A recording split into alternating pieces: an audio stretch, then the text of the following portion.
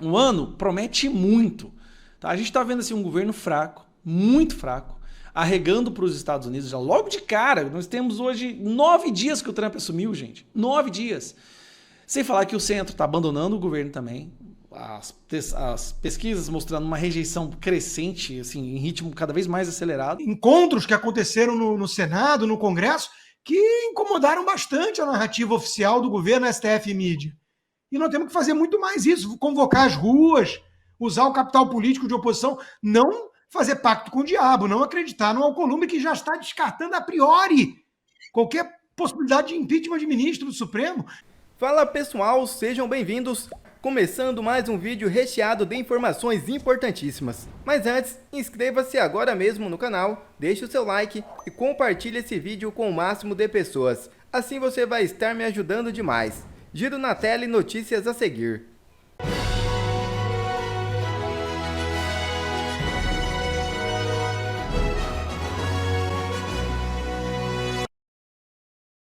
Mauro Cid desmente relatório da PF em novo áudio obtido. É a desmoralização plena. O tenente-coronel Mauro Cid, em novo áudio obtido pela revista Veja, critica a forma como seus depoimentos à PF no processo de delação premiada foram registrados. Segundo ele, os investigadores teriam usado palavras que ele não teria dito. Isso por si só tira toda a credibilidade da delação e desmoraliza ainda mais o trabalho da Polícia Federal de Lula. Abre aspas. Esse troço está entalado. Cara, está entalado. Você viu que o cara botou a palavra golpe. Cara, eu não falei uma vez a palavra golpe. Eu não falei uma vez a palavra golpe. Fecha aspas. Disse Mauro Cid. Cara, vou te dizer, esse troço tá entalado, cara. Tá entalado. Você vê que o cara botou a palavra golpe, cara. Eu não falei uma vez a palavra golpe. Eu não falei uma vez a palavra golpe. Quer dizer, furo, foi erro, foi sei lá, até condição psicológica eu tava na hora ali. Porra, a quantidade de palavras de golpe que ele botou. Cara, eu não falei golpe uma vez. Eu não falei golpe uma vez. Esse novo áudio obtido foi registrado no primeiro semestre de 2024, onde o militar amplia as críticas sobre a forma como as confissões eram registradas pela Polícia Federal e vazadas para a imprensa. Novamente, ele surge irritado ao contestar, segundo ele, que palavras foram atribuídas por investigadores a ele sem que tivessem sido ditas. Essa é a desmoralização plena do trabalho parcial da PF.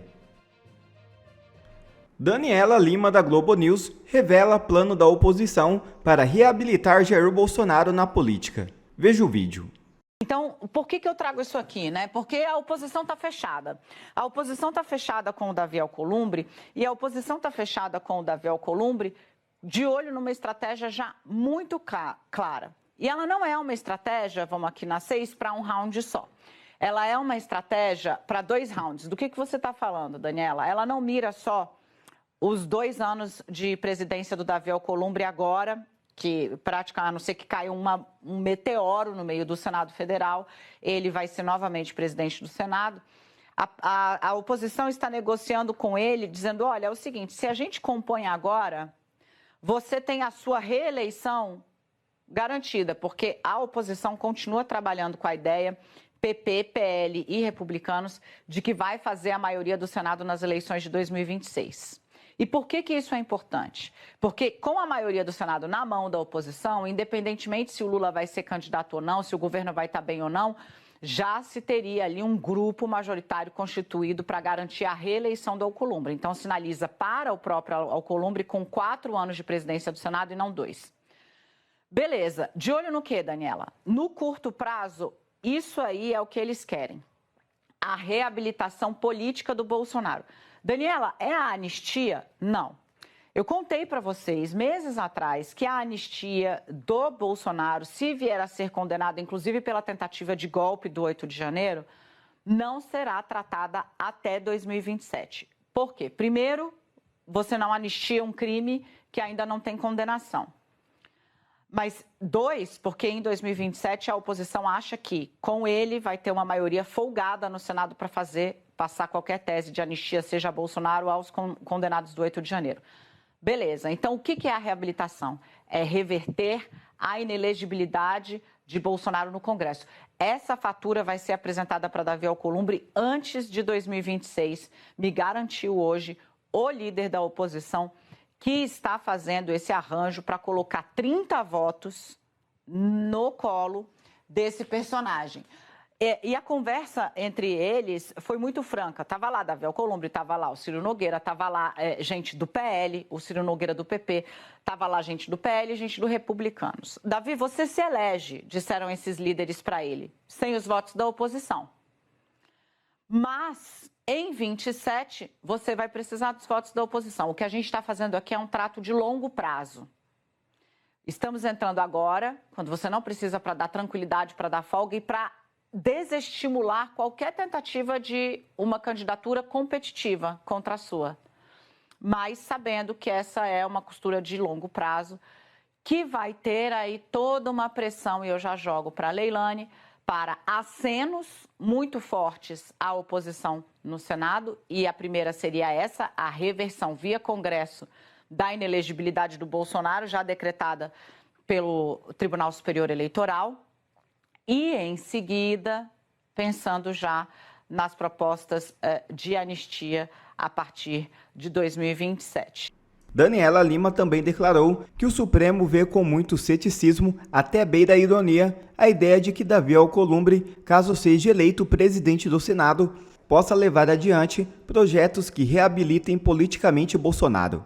Eu cruzei a esplanada dos ministérios, não literalmente, claro, para entender, primeiro, né, primeiro bastidor que eu trago para vocês, como é que o Supremo está vendo essa crença ou essa pressão da oposição na disposição de Davi Alcolumbre peitar uma crise desse tamanho, de olho nos votos que ele pode ter daqui a 2 anos, né? O Supremo está vendo com muito ceticismo, chega a beirar a ironia, a ideia de que o Davi Alcolumbre possa levar adiante algo desse tipo. Ele tem vasos comunicantes lá dentro e, acima de tudo, também tem questões que está muito interessado em resolver porque o envolvem diretamente, em especial com relação ao orçamento secreto. Se a gente for lembrar como 50 bilhões de reais saíram voando do Congresso para local incerto e não sabido do Brasil afora, Davi Alcolumbre era o mandatário da distribuição da parte do quinhão que cabia ao Senado desse dinheiro. E ele é um dos principais interessados em não só passar limpo, que aconteceu saindo ileso, e 2, né, viabilizar uma forma de manter o orçamento secreto de pé de uma outra maneira, mas viabilizando um acordo com o Supremo Tribunal Federal, neste caso é o ministro Flávio Dino. Davi Alcolumbre tem pessoas próximas a ele dentro do Supremo e é por isso que acham que ele não vai queimar as pontes para sacrificar algo que sabe que a própria corte pode reverter depois. Veja, o Bolsonaro, como o próprio Zema do partido do Girão, do Marcel e do Deltan reconhece, ele é o grande capital político de oposição. Então isso aí não está em discussão. Ele é o grande nome para derrotar Lula em 2026, se for Lula, e se confiarmos no processo eleitoral, e premissas agressivas. E ele tem que estar elegível, o que é um absurdo ele não estar. Então a gente tem que pressionar por isso. Agora, isso não quer dizer que ele vai acertar todas, ou que ele é um grande estrategista, ou que ele não tem conflitos ali com pressão do PL e tudo mais. Nós temos que ser sinceros na análise. É um erro apoiar o Alcolumbre. Faria muita diferença se fosse o governo Bolsonaro e você justificasse. É necessário ter algum pragmatismo para a governabilidade, tem que atrair o centrão fisiológico. Isso é um bom debate. Agora, no governo do Lula, esse pessoal votando pior que o PSOL, o Alcolumbre que é pior que o Pacheco, a turma que está demonizando o Pacheco está pedindo voto no Alcolumbre, isso é incoerente. Então, não dá para fazer esse jogo, gente. Não dá. Mas vamos conseguir uma vice-presidência e tudo. Bom, com esse argumento que vem lá dos cangurus, a gente pode justificar o seguinte: vamos apoiar o governo Lula logo e tentar um ministério, ora. O que nos impede de fazer isso em nome do pragmatismo? Você prefere ficar fazendo oposição e não ter nenhum ministério? Intergaláctico. Sério? Então, cadê a coerência? Cadê o custo de adesão a uma vitória do Alcolumbre? É muito alto para a narrativa, para a coerência, para a luta da oposição. Nós temos que ser oposição, gente. E temos que aprender a fazer oposição. O Girão deu exemplos aí de encontros que aconteceram no Senado, no Congresso, que incomodaram bastante a narrativa oficial do governo, STF e mídia. E nós temos que fazer muito mais isso, convocar as ruas, usar o capital político de oposição, não fazer pacto com o diabo, não acreditar no Alcolumbre, que já está descartando a priori qualquer possibilidade de impeachment de ministro do Supremo. E o Hugo Mota na Câmara não tem esse poder de impeachment, mas idem, já descartou a priori para o acordo com o PT anistia, que é a pauta que nos interessa nesse momento, liberar os presos políticos do Brasil. Então, vamos aprender a fazer oposição, em vez de aderir a um pragmatismo muito esquisito e chamar quem desconfia disso de intergaláctico. Não dá para fazer isso, tem que manter um mínimo de coerência. Tem que lutar com as armas que temos. E não virar e falar, não tem jeito, então vamos... Eu lembro de uma conversa minha com um grande empresário no comecinho do governo do PT. Vou contar mais uma vez isso sem dizer o nome, que é uma figura muito querida até. Mas ele me procurou. Constantino, o que você acha de eu virar alguma coisa do governo do Lula? Regalei o olho e falei, hã? Ele, se não pode derrotá-los, junte-se a eles. Eu falei, doutor fulano, o senhor não vai conseguir nada de bom com isso para o governo, vai se queimar e vai dar um respaldo, vai dar um manto de legitimidade para uma quadrilha comunista que só vai trazer problemas para todos nós. Liberais clássicos e tudo mais. Dito e feito, by the way, aconteceu isso, tá? Então, meus amigos, não dá. Não dá para fazer pacto com o Alcolumbre. Alcolumbre vai fazer a gente sentir saudade do Pacheco. Então, para com isso, vamos fazer oposição. E dá licença, se aquele que é o grande capital político da oposição errar nessa análise, por qualquer motivo que seja, a gente aponta o erro, a gente é independente. E paciência. Agora, não fica chamando de traidor, de qual o interesse, já sabe que não vai ganhar. Isso aí é discurso de derrotista. Então, se for assim, não façamos mais oposição, não é mesmo? Eu não consigo pensar dessa forma, nunca pensei na minha coerência ao longo de 25 anos fazendo isso, e vocês não vão me ver passando pano para Alcolumbre, ou dizendo que votar em Alcolumbre é o que sempre aconteceu e tem que fazer mesmo, e xingar quem discorda.